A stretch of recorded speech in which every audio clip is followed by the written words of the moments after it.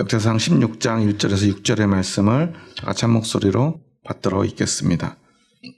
하나님의 궤를 메고 들어가서 다윗이 그것을 위하여 친 장막 가운데에 두고 번제와 화목제를 하나님께 드리니라. 다윗이 번제와 화목제 드리기를 마치고 여호와의 이름으로 백성에게 축복하고 이스라엘 무리 중 남녀를 막론하고 각 사람에게 떡 한 덩이와 야자 열매로 만든 과자와 건포도로 만든 과자 하나씩을 나누어 주었더라. 또래 사람을 세워 여호와의 궤 앞에서 섬기며 이스라엘 하나님 여호와를 칭송하고 감사하며 찬양하게 하였으니 아삽은 우두머리요 그 다음은 스가랴와 여이엘과 스미라목과 여이엘과 마띠디아와 엘리압과 브나야와 오베데돔과 여이엘이라. 비파와 수금을 타고 아삽은 재금을 힘있게 치고 제사장 브나야와 야하시엘은 항상 하나님의 언약궤 앞에서 나팔을 부니라. 아멘.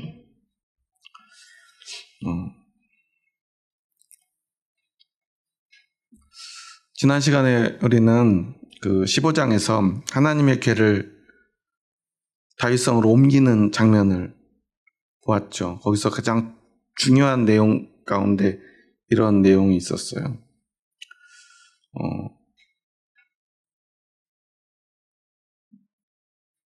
레위인들이 언약궤를 메고 6걸음을 갑니다. 갔는데 지난번처럼 아무도 죽지 않았어요.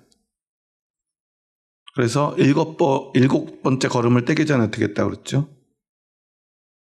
하나님 앞에 수송아지 7마리와 순양 7마리로 제사를 지냅니다. 그리고 제사를 지내고 나서야 7번째 걸음을 뗍니다. 우리는 우리 힘으로 하나님 앞에 나아가야죠. 그런데 6번째 걸음까지 자신의 힘으로 나아가지만 7이라고 하는 완전 숫자, 그 7번째 걸음은 하나님이 허락하셔야 됨을 그들은 기억했던 거예요. 그리고 제사 지내고 나서야 그 거룩한 7번째 발걸음을 뗍니다. 그리고 그렇게 그 이후부터는 일사천리로 그 하나님의 궤는 다윗성으로 들어가요. 그리고 다윗은 미리 이 언약궤를 안치할 장막을 마련해 놓았어요. 오늘 본문 1절에 보면 하나님의 궤를 메고 들어가서 다윗이 그것을 위하여 친 장막 가운데에 두었다라고 말하죠. 여기서 장막은 다윗이 미리 쳐놓은 장막이고 그 가운데는 어딜까요? 지성소. 왜냐하면 언약궤는 오직 지성소 안에 들어갈 수가 있어요. 사람들은, 제사장들은 보통 어디까지 들어갈 수 있죠? 지성소 앞인 성소까지는 들어갈 수 있어요. 하지만 지성소는 누구만 들어갈 수 있죠? 대제사장만 1년에 한 번 들어갈 수가 있어요. 근데 지금은 이 레위인들이 처음으로 이 지성소 안에 언약궤를 안치하는 장면이에요.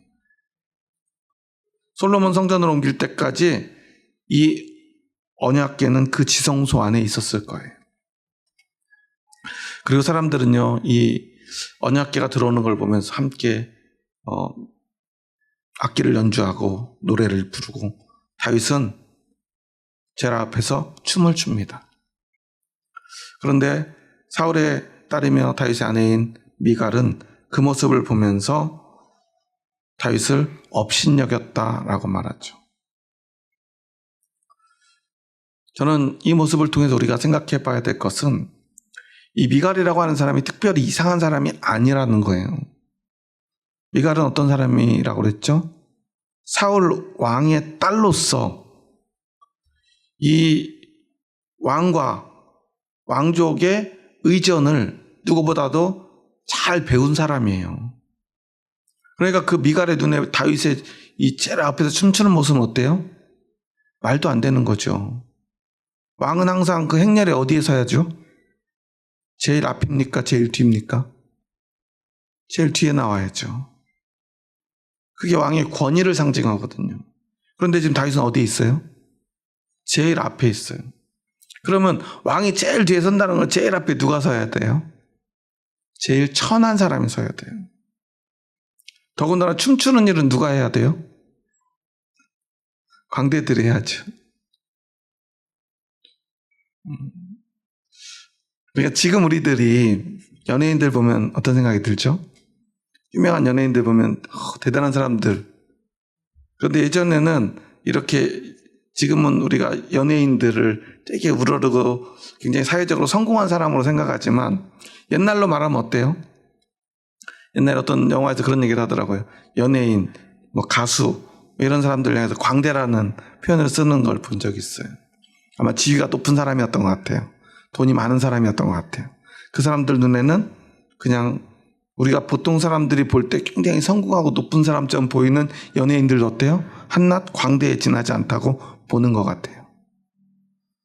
그리고 예전에는 그게 더 심했겠죠. 춤추고 노래하는 사람은요, 제일 앞에 서야 돼요.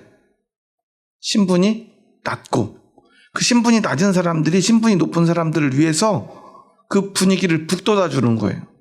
그런데 지금 그 자리에 누가 서 있어요? 다윗이 서 있어요. 그러니 그 모습을 보는 미갈의 마음은 어땠겠어요?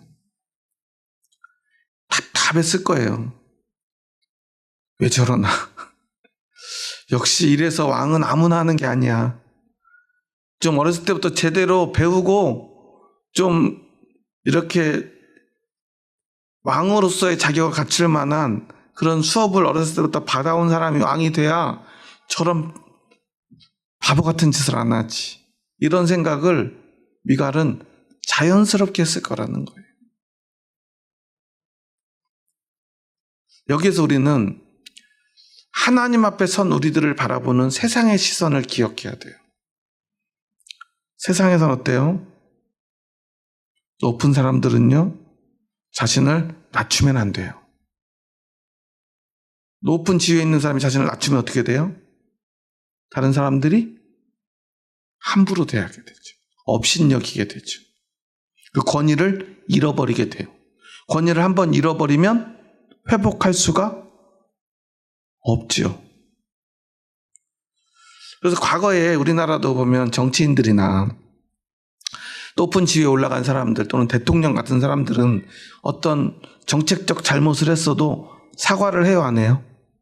사과를 안 해요. 왜냐하면 사과하는 순간 어떻게 돼요? 사람들이 업신여기게 될까 봐 사과하지 않아요.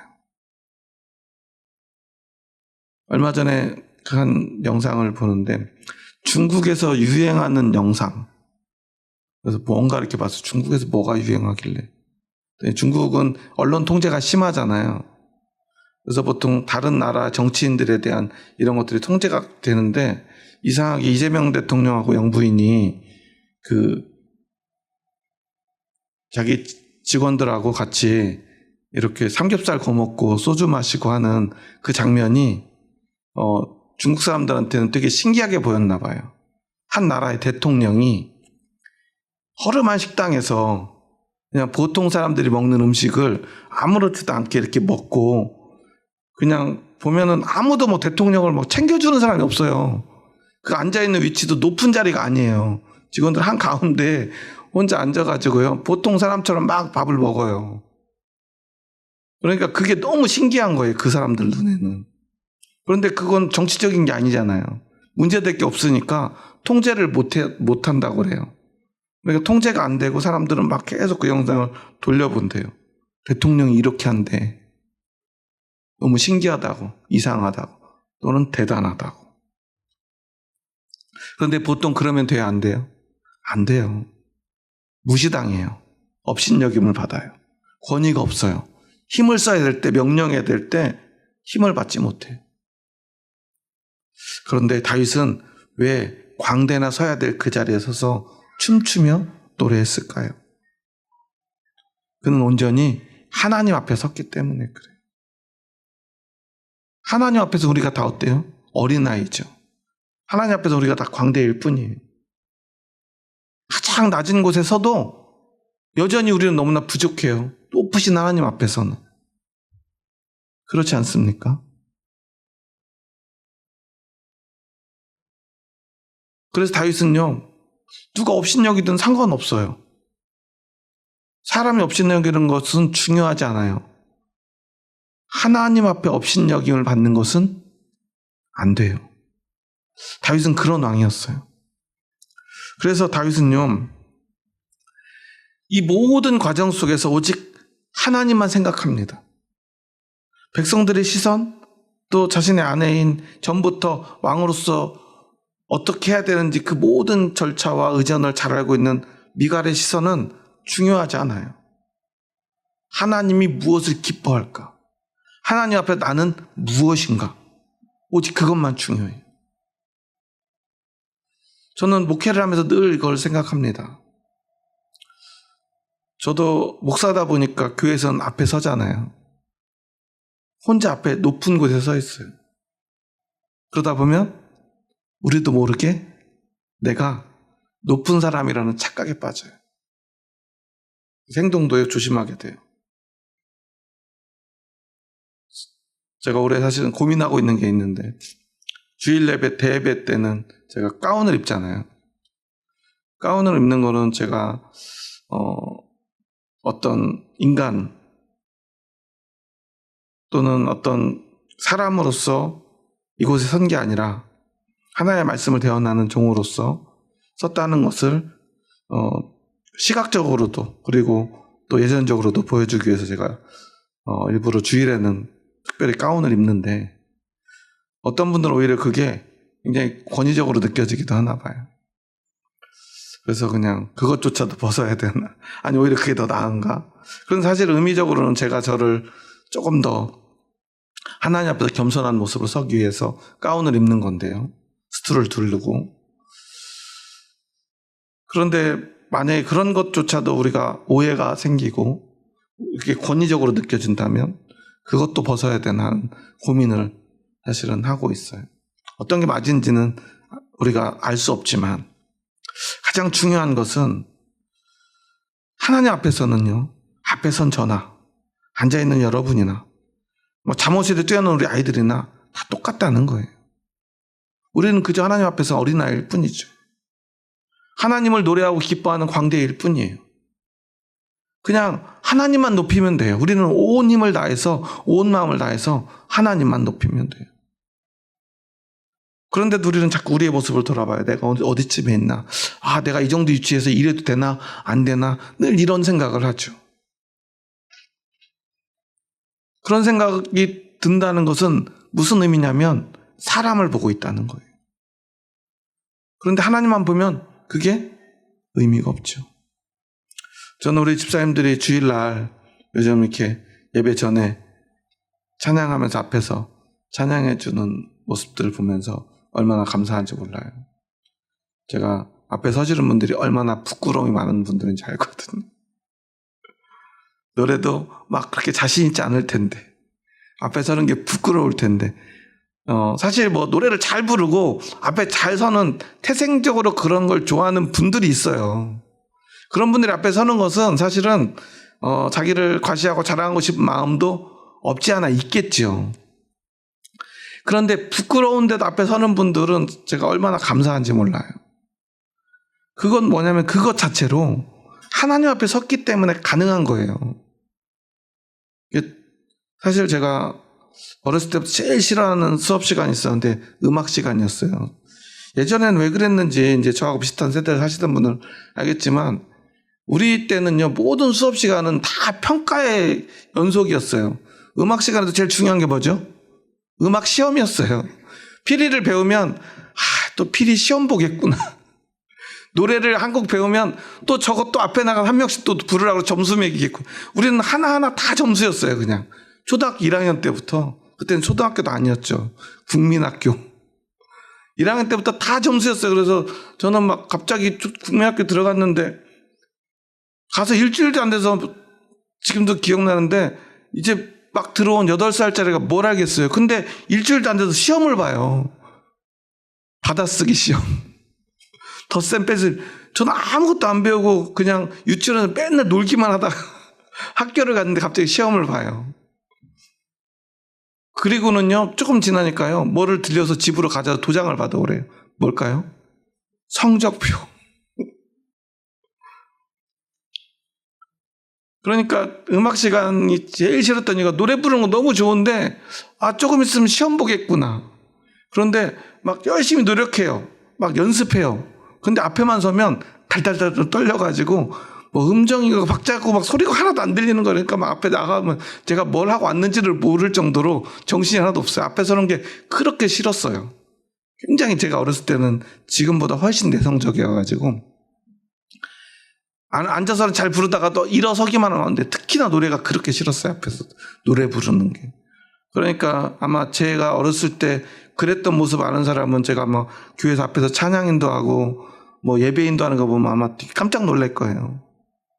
저는 앞에 설 수 없는 사람이거든요.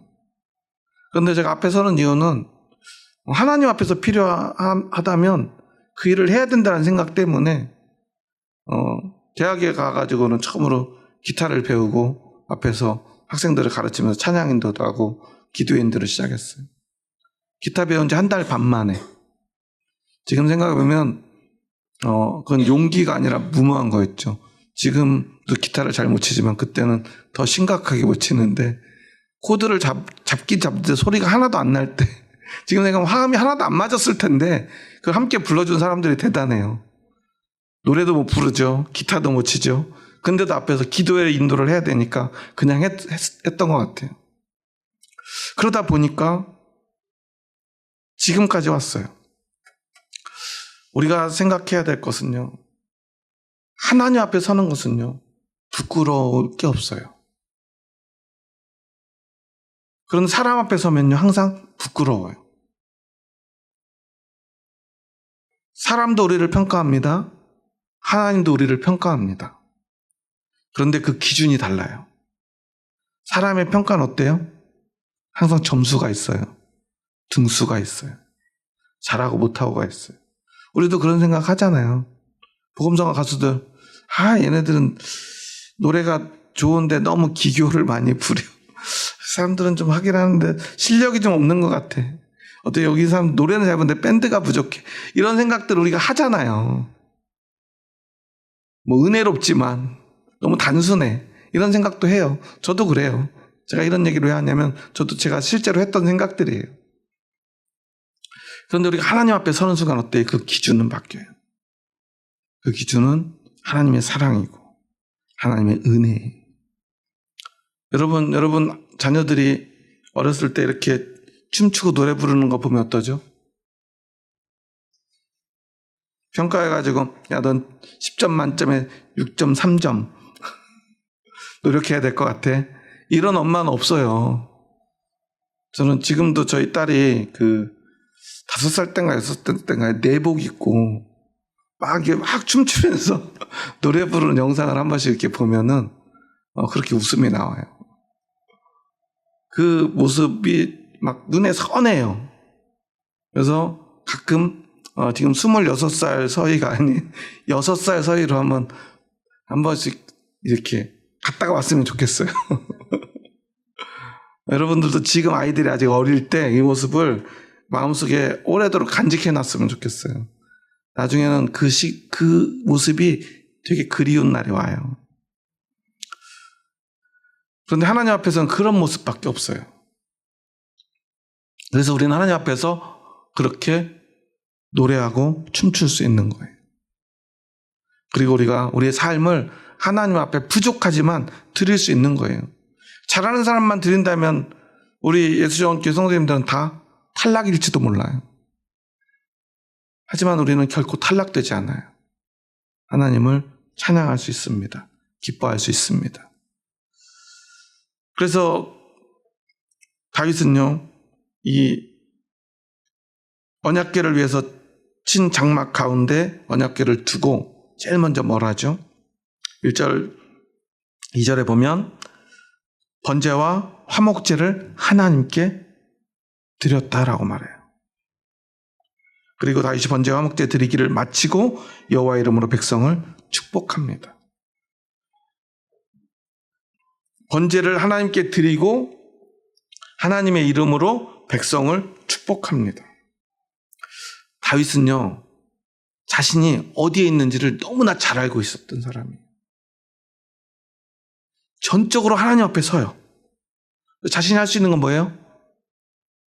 왕이지만 하나님 앞에 섰기 때문에 제일 신분이 낮은 제일 앞자리에서 춤추면서 노래하면서 바지가 벗겨져도 괜찮아요. 그냥 신났어요. 그러니까 모두가 비웃어도 괜찮아요.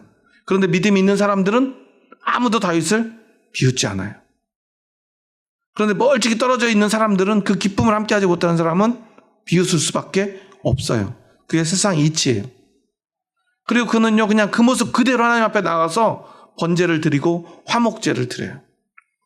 번제는 어떻게 드리는 거죠? 왜 드리는 거죠? 하나님께 헌신의 의미로 드리는 거예요. 화목제는 어떤 의미죠? 글자 그대로 화목하게 하는, 하나님과 우리가 화목하게 되는 거예요. 그런데 이 번제와 화목제는 개인의 의미도 있지만 이 언약궤를 모신 이 장막을 하나님 앞에 온전히 구별해서 거룩하게 봉헌하는 의미. 우리가 봉헌하면 뭐 하는 거죠? 봉헌 시간은 뭐 하는 시간이에요?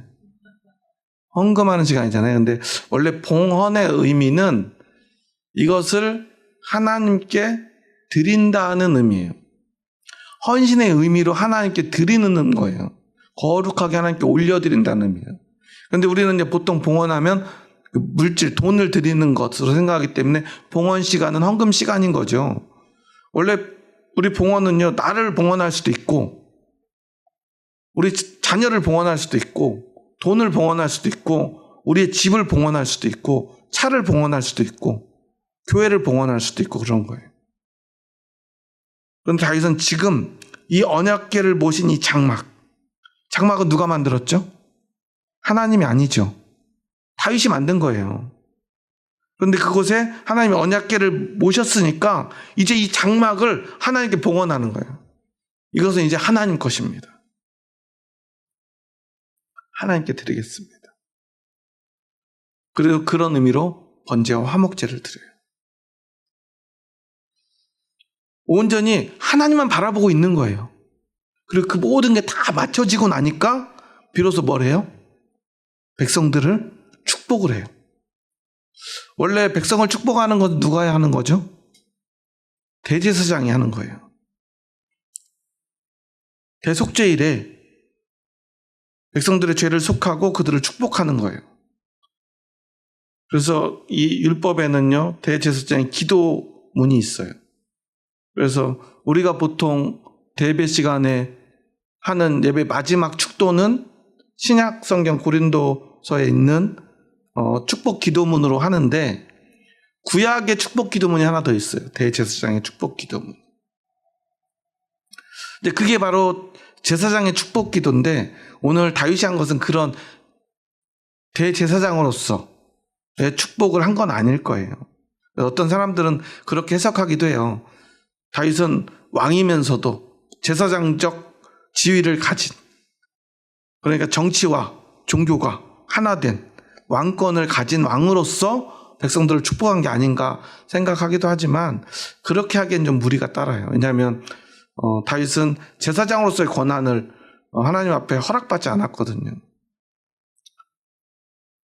그렇지만 그는 하나님이 기름 부어 세운 왕으로서 자신이 어떤 위치에 있는가를 알고 그 일을 행한 거예요. 무슨 말이냐면, 자신은 하나님 앞에서는 모든 백성들과 똑같이 한 명의 백성일 뿐이에요. 어린아이와 같은 한 명의 백성이에요.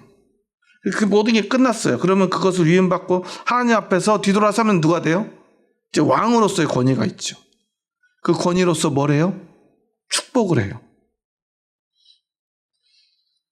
여기서 그럼 축복을 한 게 좀 다윗은 그 하나님께 받은 것을 자기가 다 누리지 않고 백성에게 나눠준 어떤 이것이 중요하다라고 볼 수도 있지만, 그것보다 더 중요한 것, 그것은 뭐냐면 하나님 앞에 온전히 선 하나님의 백성의 태도예요.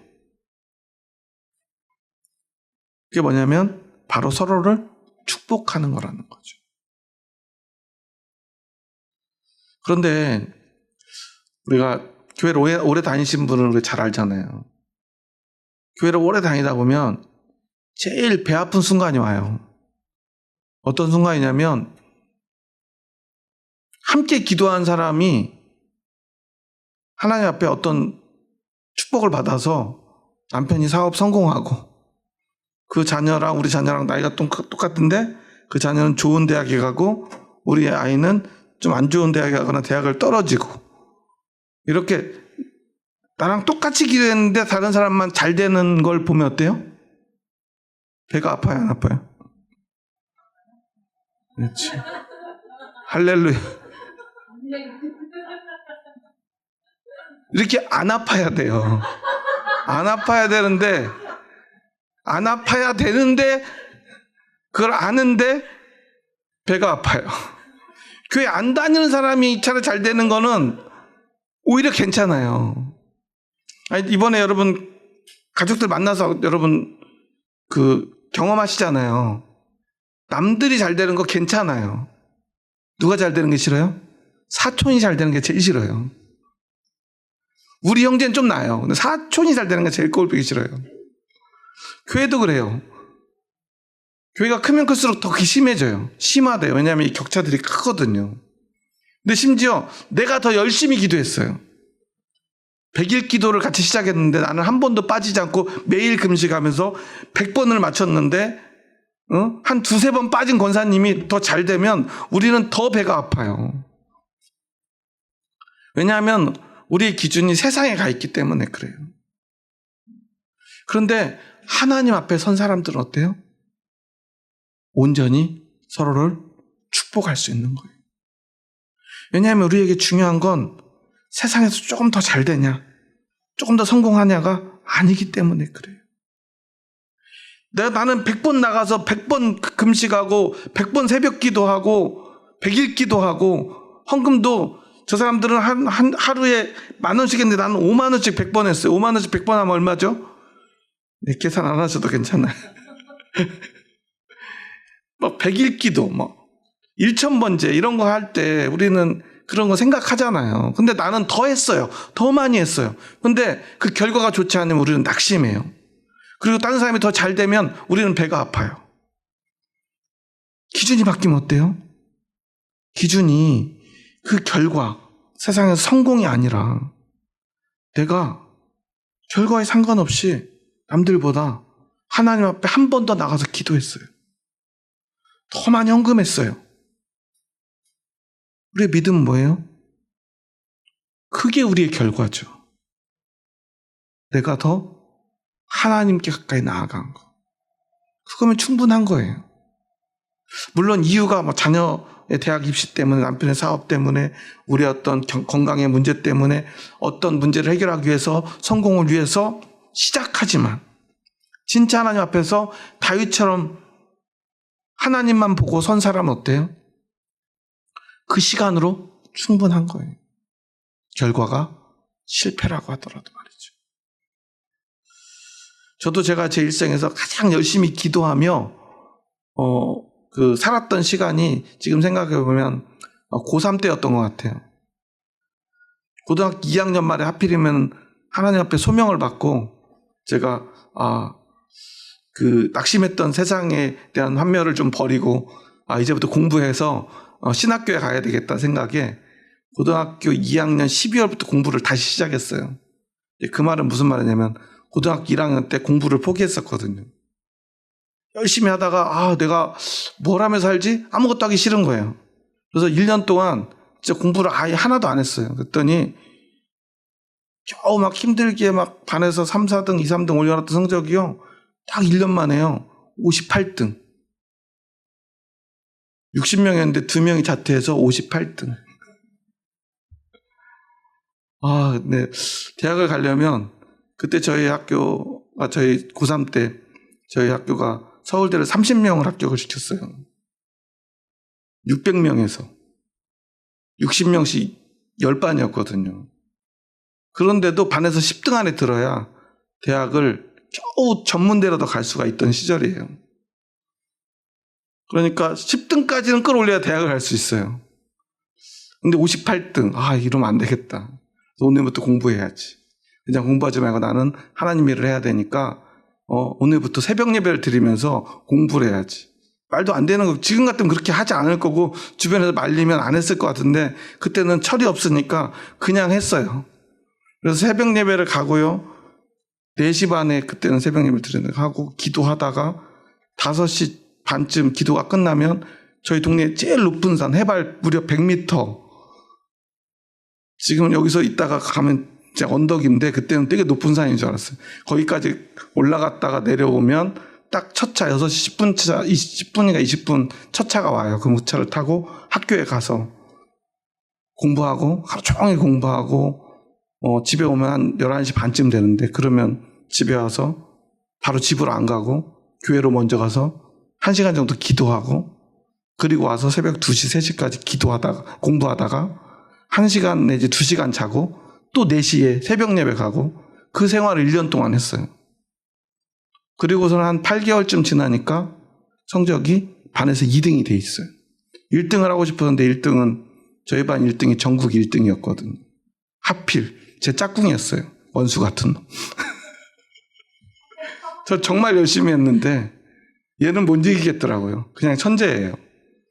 그냥 걔가 그의 상력고사를 완전히 망쳤어요. 서울대 수석. 시험을 망쳤는데도 수석으로 합격하더라고요. 그런 애는 아무리 열심히 해도 안 되더라고요. 근데 제가 그렇게 열심히 했어요. 병이 날 정도로. 그래서 한 8개월 정도 하고 여름방학이 지나니까 온몸에 병이 나가지고 진짜 그때부터 시험 보는 날까지 거의 병원을 들락날락하면서 살았어요. 그래도 포기하지 않고 마지막까지 공부했는데 그리고 늘 기도하면서 했는데 결과는 뭐냐면 첫 번째 국어 시간을 다 밀렸어가지고 시험을 완전히 망쳐서 대학을 떨어졌어요. 제일 먼저 누가 원망스러워야 돼요? 1년 동안 기도했잖아요. 잠 안 자가면서 공부했잖아요. 사람들이 저를 다 손가락질했어요. 저렇게 기도하고 저렇게 공부하면 뭐하냐. 대학교 떨어졌는데 아무 소용 없잖아요. 그래서 저는 하나님이 원망스럽지 않았어요. 저는 내가 할 수 있는 만큼 충분히 했다는 생각을 했어요. 충분히 했잖아요. 그 정도면 더 할 수 없을 만큼 저는 열심히 했다고 생각을 해요. 근데 하필 시험 보는 날 왜 이렇게 떨렸는지 열심히 해서 떨렸던 것 같아요. 시험을 다 망치고 분명히 답을 다 썼는데 한 칸이 남아요. OMR 카드 그때는 이렇게 체크할 때인데 분명히 다 썼는데 답이 왜 한 칸이 남지. 그래서 그냥 마지막 번호 내가 착각했겠지. 그래서 마지막 번호 쓰고 그리고선 이제 그냥 시간이 없으니까 제출을 했는데 다 밀렸었던 거죠. 그래서 대학을 떨어지고요. 그때부터 아무것도 하기 싫은 거예요. 이제 낙심이 되니까.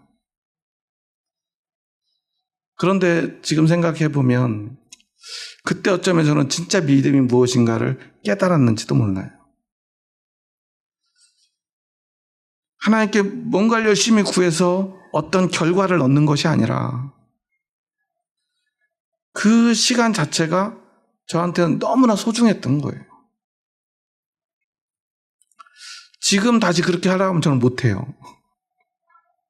어쩌면 그런 열정과 열심으로 보자면 목사가 돼서 몇십 년 동안 지금 목회한 저보다 그 철없던 고3 때가 더 열심히 넘쳤을지도 몰라요.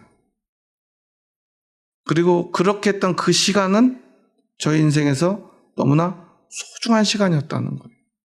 그걸로 충분하다는 거예요. 저는 그래서 억울하니까 재수해야 되지 않냐.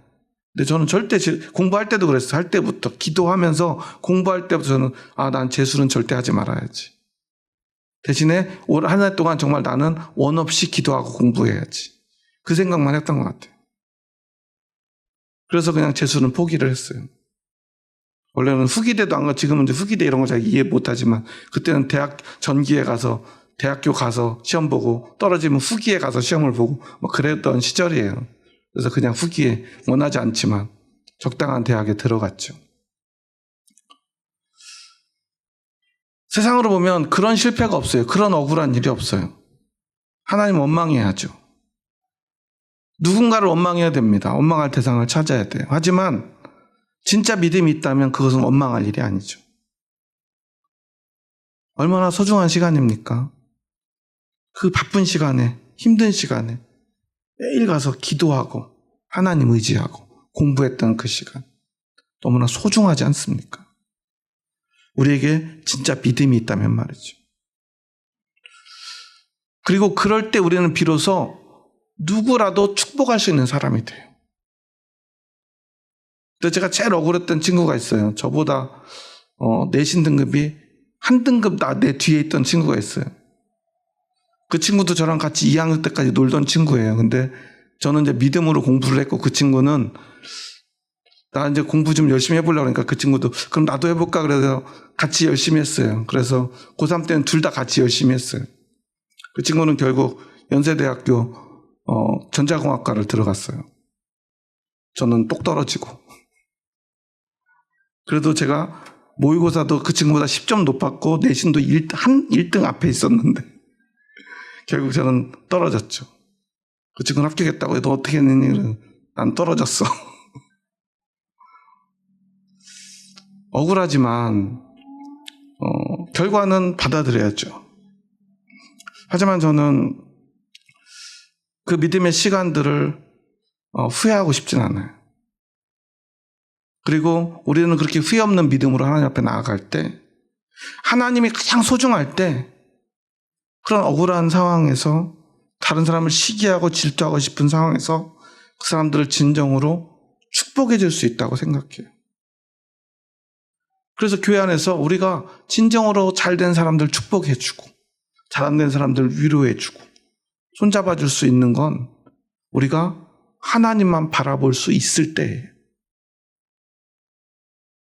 다윗은 그 마음으로 백성들을 축복했던 거예요. 그리고 그들에게 오늘 3절에 보면 이스라엘 무리 중 남녀를 막론하고 각 사람에게 떡 한 덩이와 야자 열매로 만든 과자와 건포도로 만든 과자 하나씩을 나누어 주었더라. 이건 뭘까요? 갑자기 이걸 왜 나눠줬죠? 이게 바로 앞에서 드린 번제가 아닌 화목제의 제물들이에요. 화목제는 어떻게 드린다고 그랬죠? 우리 지난 겨울에 레위기 배우신 분들은 아실 텐데 화목제는 마지막에 반드시 뭘 해야 돼요? 함께 음식을 나눠 먹어야 돼요. 제사장과 또 제물을 드려온 사람들과 그곳에 참석한 모든 사람들이 반드시 음식을 나눠 먹어야 돼요. 그래서 식탁을 나눠 먹음으로 말미암아 그 제사를 완성하는 거예요. 음식을 나눈다고 하는 것. 그것은 첫째, 서로에 대한 신뢰를 확인하는 거예요. 한 그릇에 있는 같은 음식을 같이 집어 먹는 건 뭐죠? 이 음식이 안전하다는 것. 안전한 것을 서로 함께 먹는 것. 서로가 신뢰한다는 거예요. 그리고 그렇게 신뢰하면서 함께 먹다 보면 뭐가 생겨요? 서로 정이 들겠죠. 사랑 너머의 깊은 정으로 하나가 되어가는 거예요. 다윗은 왕이었지만 백성들과 그렇게 신뢰를 쌓고 서로가 서로를 사랑하는 마음으로 함께 식탁을 나누며 정을 쌓아갔던 거죠. 그게 하나님 나라 백성들의 본질이에요. 우리는 언젠가부터 교회가 마치 회사처럼 어떤 성과를 내고 어떤 결과를 내는 곳인 것처럼 자꾸만 생각을 하고 그렇게 만들어가는 것 같아요. 하지만 교회는 그래서는 안 되죠. 교회는요, 서로 신뢰하고 사랑하고 같이 정을 쌓아가는 것이 함께 먹고 마시며 그게 바로 화목제의 의미입니다. 제가 늘 그런 얘기하죠. 예배 드렸으면 식사하고 가셔야 된다. 식사를 함께하는 교인이 진짜 우리 가족이에요. 여러분도 그거 느끼잖아요. 우리 교회 지금도 가끔 또는 매주 오시지만 식사 안 하시는 분들은 어떤 마음이 들죠? 우리 가족이 아니라 손님 같은 마음 들지 않나요? 저는 목사지만 그런 마음이 들어요. 분명히 등록 카드도 받았고 또 계속 시스템대로 제가 연락도 하고 문자도 보내지만 계속 손님 같아요. 그런데 이제 맨날 식사하시는 분들은 문자도 제가 잘 안 보내잖아요. 왜냐하면 가족 같기 때문에 그래요. 근데 식사 안 하시는 분들은 제가 문자를 보낼 수밖에 없어요. 왜냐하면 고객 관리 차원에서. 그렇게 될 수밖에 없어요. 아니면 그냥 나가실 것 같거든요. 근데 가족이 되면 더 이상 고객 관리를 안 하게 되는 거예요. 그냥 가족이니까. 다윗은 비로소 백성들과 가족이 된 거예요. 그리고 나서 4절부터 6절까지 보면 레위인들, 제사장들을 통해서 찬양대를 결성해요. 여러분, 예배에서 제일 많은 순서를 차지하는 게 뭐죠?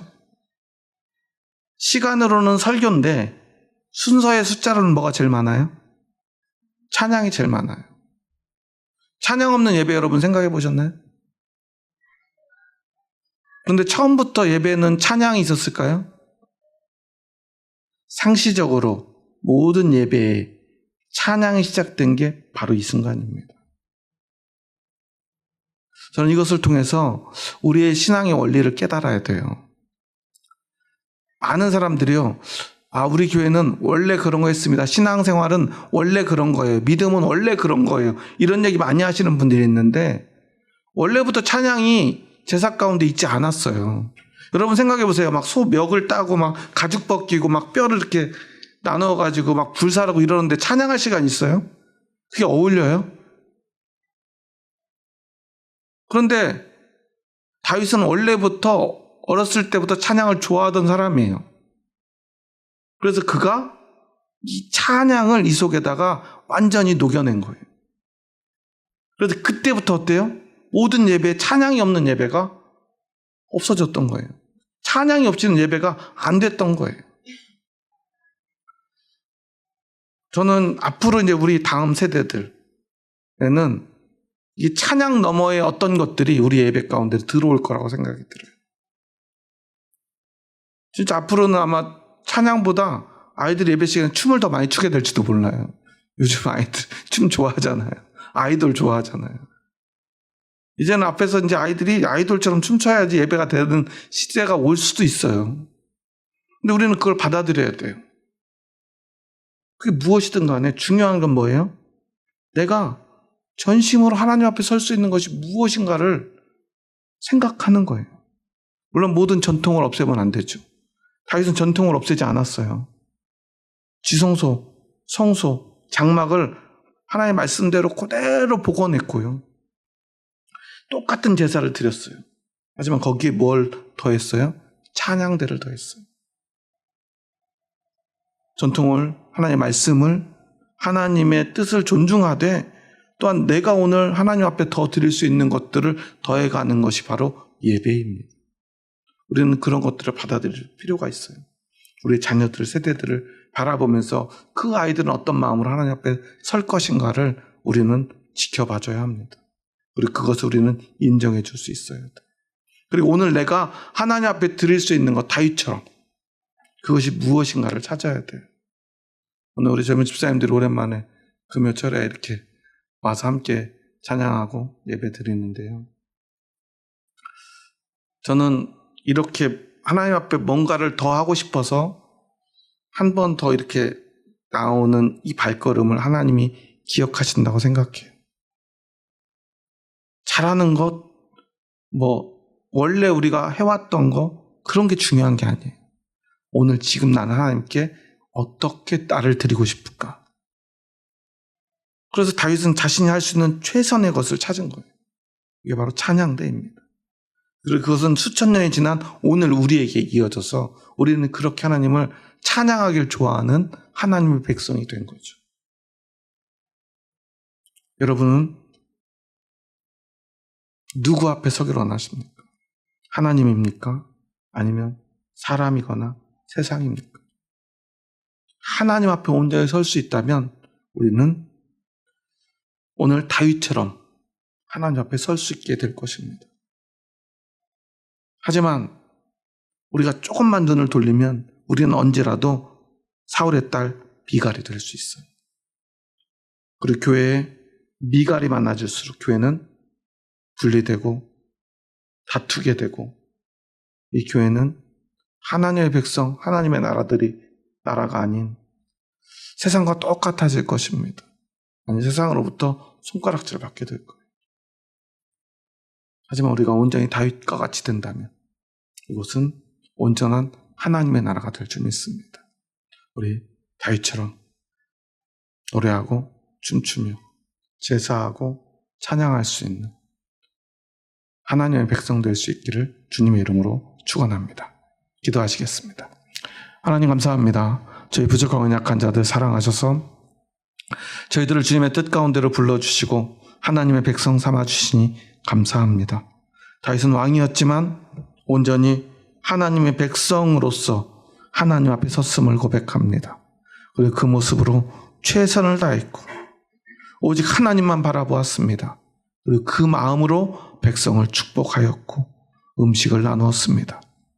오늘 우리도 다윗과 같은 믿음으로 하나님 앞에 서게 하시고 오직 하나님만 바라보는 그 믿음으로 서로를 바라볼 수 있도록 허락하여 주시옵소서. 그래서 하나님이 기뻐하는 하나님의 백성 되어 하나님의 나라를 이 땅 가운데 만들어 가게 하여 주시옵소서. 예수님의 이름으로 기도합니다. 아멘.